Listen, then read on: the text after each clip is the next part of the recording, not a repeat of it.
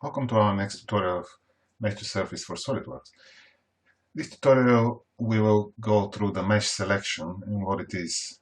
For many reasons and for different tools, we need to actually get part of the mesh that it's needed and that we want to focus on it in order to define a primitives or maybe fit surface or just extract information only from a particular part of the mesh. Also, this approach with the mesh selection can be used to remove some of the areas that are not currently needed so the user can focus and work in a specific area. The way it works is that you need to actually select the active mesh, that it's important, and then you go to the mesh selection mode. There are a couple of buttons here that you can use, and I will just go through every one of them. So what is a mesh selection? Is actually paints on the current mesh and changes the color of the triangles. The first and more powerful feature that we have is what we call the one selection or curvature based selection. And the way it works is actually you just click on the area and then the software automatically uses the curvature of this region and extends the selection until its boundaries. This sensitivity can be controlled using the slider on your control panel, and as you can see, changing the sensitivity actually changes the area that you selected. To avoid moving the mouse left and back to the scene, if you hold a right click and hold your left mouse button while you move, you actually, as you can see, you change the sensitivity of the algorithm. So again, you need to hold Control and hold the left mouse button and move up and down. So this is the first way of selecting triangles. I would like to say that at any point when you have something selected and you want to start again, you can just use the button which is called deselect, that will actually remove any selection that you have created so far. The other very useful tool for marking triangles is what we have such called brush selection.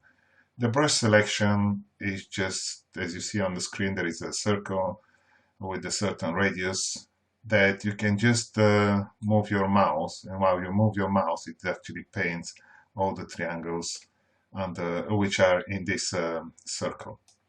You can change the brush size using the slider if you need to, so you can take correctly to mark your triangles. In some cases, if you select accidentally more of what you don't need, the way to unselect is by holding the Shift key. So you hold the Shift key and then you just do the same painting. So with the Shift and left mouse button, you actually unselect the triangles which are under your area of interest. So these are quite powerful tools to mark and select triangles, but also we have two more, which one is called lasso selection and the rectangular selection. These are also quite easy to use, but I'll just before continue, I want to say what is this option which is called select through and which has an option on and off. If this option is turned off, which means, as you can see in the icon, only the front triangles, only the front-facing triangles will be selected. So let's try and do some selection. You just click, then you click again, and in such way you define your polygon, and everything that is in this polygon will be selected. To finish your selection, you just double-click with your left mouse button. If I just rotate now the object, you see that not everything is selected, but only the triangles that are facing toward the user in the viewport, that they will be selected. Let's take another example. I'll just enable this option, select through, and then I just do the same operation, something like this.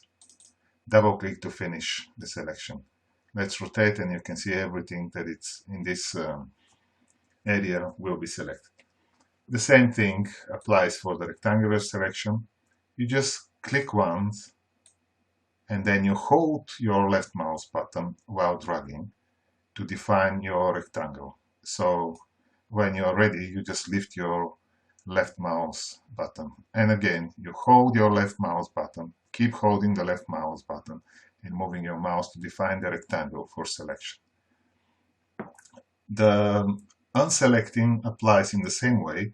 You just hold your Shift key on your keyboard and you do the same. Hold your left mouse button and drag with the mouse, and everything that it's under will be unselected. There are a couple of more buttons here that I want to go through, and the first one is you just unselect everything. It removes any selection that is on the screen. Let's select just a small area here. The second button is actually, in some cases, you may want to inverse the selection. So by clicking this button, it actually changes what triangle state is. If it's selected, it becomes unselected, and vice versa. The other buttons are dedicated for actually, if you want to hide some of the triangles that are not needed at this stage. For example, imagine that this is a huge scan and only the area that I selected is of our interest. I probably want to work something here and I don't need the rest. So these buttons will help me. The first button is called Isolate. What Isolate means that it will take the selected area, will leave these triangles visible, and it will hide everything else. I will just press the button so you can see. What happened now is that the software hid all the triangles that were not selected and left the triangles that are just of my interest. At any point, you can just come and just show hidden triangles if there are any. And this is the other button, which is actually to hide what you selected. For example, I will just select this area and I will isolate it on the screen, but then I probably want to continue and hide even more of my areas, so I can use my lasso selection like this one, for example, double click to finish. And now instead of isolating, because this is where I want to continue my work, I will just hide my triangles. When I'm ready to move on to the next features, I'll just press OK. As you can see, the object stays on the screen with its triangles hidden, and it will stay like this as long as you want. Even if you save the file and when you load later, the mesh will appear like this.